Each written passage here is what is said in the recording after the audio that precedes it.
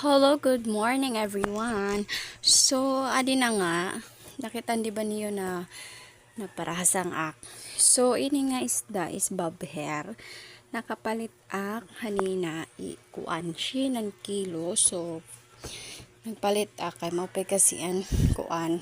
Naniton, ang babher kay naabot sa among tagtulo ka adlaw. Di ba? Kay magpalit ka sa kuan sa tindahan ani mo 100 pesos dani agala or dani naabot mang kulop gudsa na diba. So afford na itong tagtulo ka adlaw, gugti man siya pero marasa man. Pag pinasapaso is magyuyum ang bukog, pwede mo nakauna ng bukog, diba? So nagpalit na laksa na nga babher. Marasa kasi iton siya paksiwon. So, nagpalit laksa na. Kaya para makatipid man. Saring waray na paralit. Dire balita, oh. Inakon ginkuan nanini. Gimpalit kay mawalan ginlibot nga isda. Kuan man lahing. 2 kilo ka mahal. So, di nalaksa shin. Damo pa. So, yun nga ni nakikita niyo na nagpaparaiway-iway akay. Nagkinuha naktidasan kamuti. Nagpara prito sang kamuti. Kaya muli ako nasawa, gugutom. Kaya warilat kami sura. So, prito ko nala kamuti. Pagulpot niya, taod-taod nagkamayadan na isda naglibot. Molok nakapalit. So, yan na nga ni humang ko na siya hasangi. Nainhugasan ko na siya 3 ka bisis. So 3 ka bisis ko dida siya ginhugasan kay para malimpyo, di ba? Pag ano diri siya na malangsa. Kay pag 2 ka bisis ban malangsa lagi hapon. Bisan ko di ba? So ginto 3 ka bisis kay para diri siya malangsa. 'Yon. Tapos di ba? Oh, ito ng panduha. So, sa pantulo naman. Kaya bisan na mo pag pinuan sa lamas, kung talaga good waray mo hugasin sa maupay, malang sagod lagi hapon. Tas, nagpakuha na kayo hindi na dahon sa kuan, sa akong asawa dahon, paputos sa nga paksiyo sa isda. Kaya gugti siya, kailangan siya putson sa dahon. So, nagpakuha ko na dahon sa akong asawa. So, bago ko siya kuanan, yun, panginano ko ng kamuti. Diba? Pare ko na siya, asukar. Kay gutelan mantika. Kay kuanan mo nga na asukar. Matsusunog. At malako mantika. Kaya gimprito ko na siya.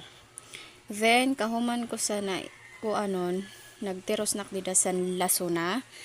Tapos san luya. Yun. At adan daw na nakikita niyo. Diba? May ito na akong pamputos. Kung ko dito ako sa luya, gintimplahan ko na ito siya sa mga pantimpla.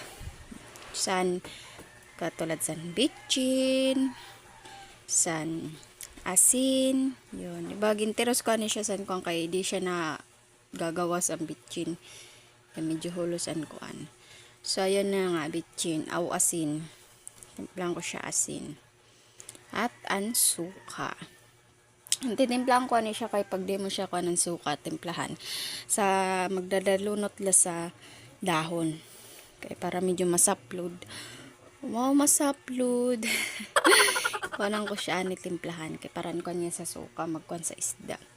Dumikit latan rasa. Ayan. At guys, correction laha, malimpyo akong kamot tida. At ayun na ito na dahon tatawag ni nera na libas. Oo. Pwede siya panaslom sa sabaw, tinula. Ton. Pwede lat siya kaunon ko ibutang mo sa paksiw. Libas era tawag sana. Yun na, ginputos ko na siya. Hinugasan ko ng dahon. Kung nakita niyo yung kuwang ko sa kabo na may tubig. Hinugasan ko. Tas yun. Putos ko na sa isda. Yun, sugog tila siya nga dahon. So, akong pagbutang sana san isda, depende. Kung gugti, danay unom, pito, pag duroda ko is upat limala. So, sana. Kung din la dubdub san dahon. Kung din la tubtuban, no. So, yun. Diba? Pag kuan uga ano siya, dapat ano siya, ugbos ini nga dahon. Kay pag kuan na dahon is na kukan siya narurubat. So kailangan ugbos kay para diri siya imo bisan imo likiron di siya marurubat or magigisi. Di ba? Karasa talaga sini nga paksiw. Ina ko na ayun na paksiw nga kuan. Taon niton babeher. So sa nahuman ko na siya pagputusan is dagin kuan ko naan iya sanaw. Sana ko nin timpla. At imbutangan ko siya dida asin. Kay pag di mo siya butangan